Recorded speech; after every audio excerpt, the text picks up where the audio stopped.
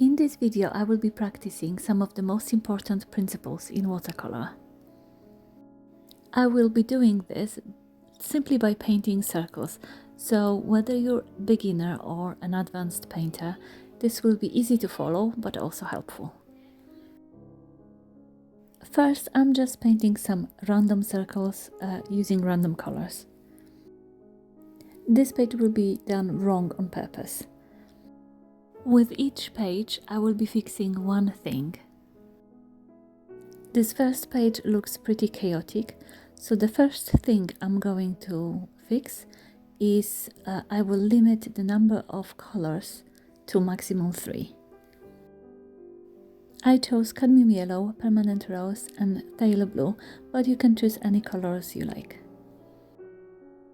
Limiting the number of colors that you use in your painting, it's something that's really easy to do, but it has a huge impact on how your painting turns out.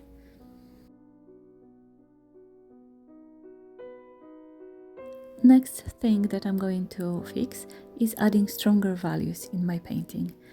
If your painting looks flat or a bit washed out, that's usually what the problem is. After painting the first wash, I'm adding stronger mix of the same color. This is a great exercise to practice blending. Just make sure that the paint you're adding is darker than the initial wash.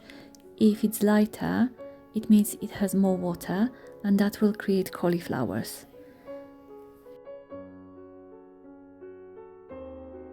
The blue circle on the right was already dry when I added a darker wash, so it didn't really blend smoothly.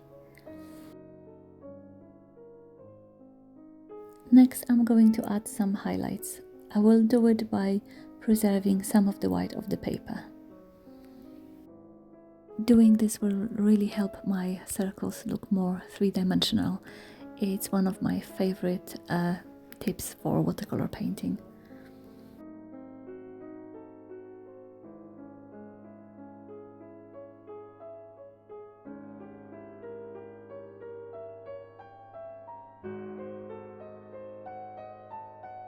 The next two paintings will be a little bit messy, but also more fun.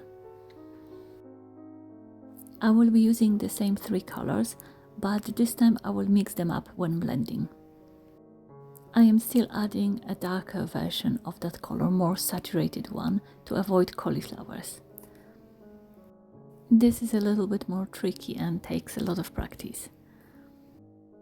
But it's also what makes watercolor so beautiful and fun.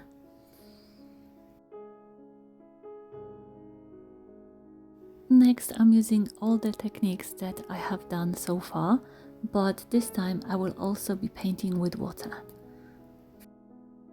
I will also let some of the circles to touch each other so that they can bleed into one another, creating really lovely transition of color. I am also painting some of the circles with just water. But in this one, I added a little bit too much of the water, so I'm mopping up some of it with a dry brush that I dried on a piece of kitchen towel. This technique allows me to create soft edges. As you can see on the painting on the left, all the circles have hard edges, so they look a little bit like cutouts. They don't have that three-dimensional feel. Mixing soft and hard edges adds more softness and balance to the painting.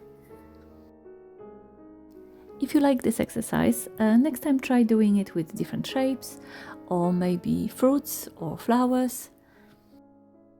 And you can also refer back to it if you paint something and you're not quite sure what's not working.